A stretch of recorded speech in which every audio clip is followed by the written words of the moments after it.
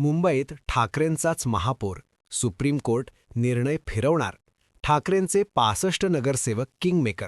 29 वाले शिंदे काही काळासाठी नॉट रिचेबल. शिंदेंना महापौरपद द्या भाजप. शिंदेंचा गेम ठाकरेंना सोबत घेऊन करणार.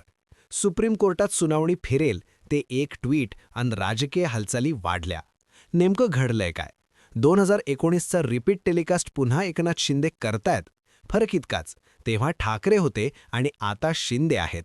29 नगरसेवकांच्या जीवावर एकतर मुंबईचं महापौरपद द्या, नाहीतर स्थायी समितीसारखं महत्त्वाचं खातं द्या. याच मुद्द्यावरती एकनाथ शिंदे आपल्या 29 नगरसेवकांना घेऊन हॉटेलमध्ये बसू नये. मुद्दा असा तयार होतो की त्यावेळी ठाकरेंची मनमानी भाजपला चालली नव्हती. आता एकनाथ शिंदेंची चालेल का?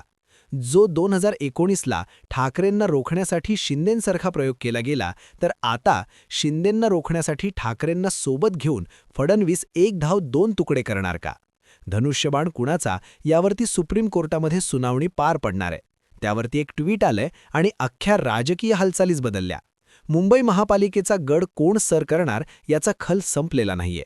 बीएमसीचा महापौर हा शिंदे सेनेचा असावा की भाजपचा, यावरून रसिकहेत सुरू आहे. शिंदे सेनेने तर त्यांचे नगरसेवक थेट ताज लँड हॉटेलमध्ये ठेवलेत. तिथून ते कोकणहूनच जातील. फोडाफोडीची शक्यता लक्षात घेता हा प्रकार सुरू असल्याचा दावा करण्यात येतोय. मुख्यमंत्री देवेंद्र फडणवीस हे सध्या दावोस दौऱ्यावर आहेत. तर इकडे एका ट्विटनं अजून खळबळ उडवून दिली आहे. मुंबईचा महापौर हा उद्धव ठाकरेंचाच होईल असा दावा वकील असीम सरोदे यांनी ट्विट करत केलाय. मुळात म्हणजे या ट्विटला दाखले जोडण्यात आलेत आणि ते दाखले खरोखरच तथ्य दाखवणारे आहेत. भाजपचा मुंबईसह राज्यात झरनावाद दिसून आला. अनेक महापालिकेत भाजप अगदी बहुमताच्या जवळ आहे. मुंबईत त्यांना बहुमताचा आकडा गाठण्यासाठी शिंदे सेनेची नितांत गरज आहे. या ठिकाणी शिंदे सेना ही महायुतीत किंगमेकर ठरली आहे. बाळासाहेब ठाकरे यांचं हे जन्मशताब्दी वर्ष आहे.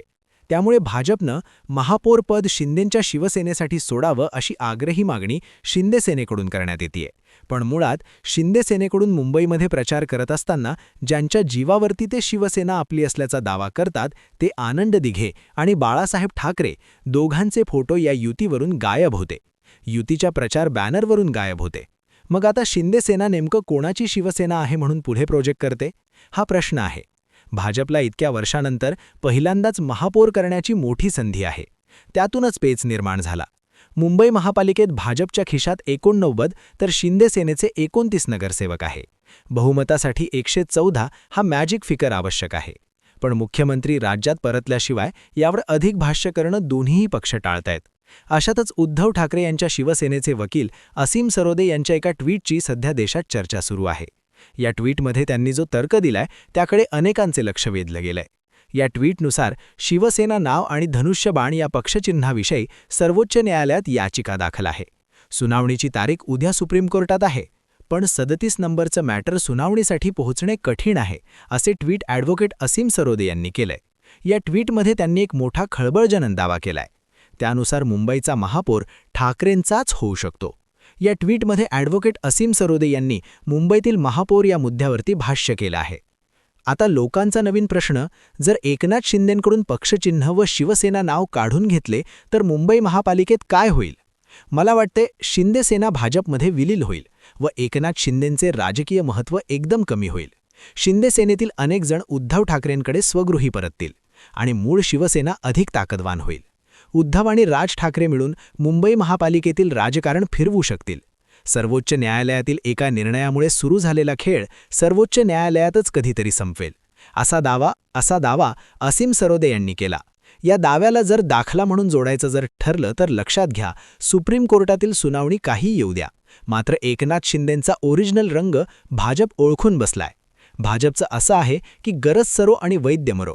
पण आता शेरात सव्वा शेर त्यांना एकनाथ शिंदे लागलेत. जो राजकीय प्रयोग उद्धव ठाकरेंना रोखण्यासाठी शिंदेंसोबत केला गेला, आता त्याच प्रयोगाची पुनरावृत्ती करण्याची वेळ आली आहे.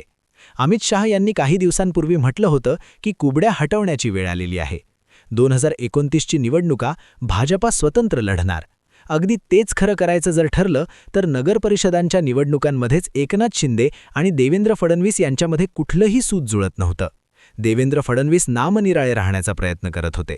मात्र रवींद्र चव्हाण यांनी एकनाथ शिंदेंची नाकाबंदी केली होती. आता याचाच जर विचार करायचा जर ठरला तर या सगळ्या घडामोडी थोड्या थोड्या आठवून बघा आणि याचे काय परिणाम होऊ शकतात ते बघा.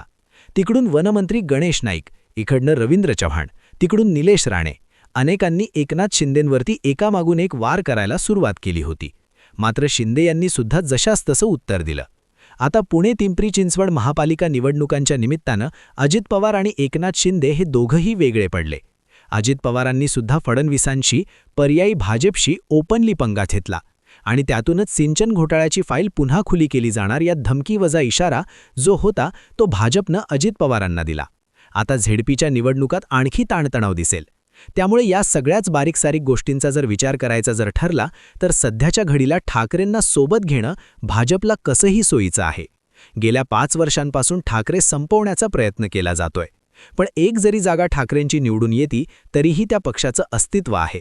या सगळ्या घडामोडींकडे तुम्ही कसं पाहता कमेंट सेक्शनमध्ये जरूर व्यक्त व्हा. अशाच माहितीपूर्ण व्हिडिओजसाठी आपलं आवाज महाराष्ट्राचं चॅनल आवर्जून सबस्क्राईब करा. जय महाराष्ट्र. धन्यवाद.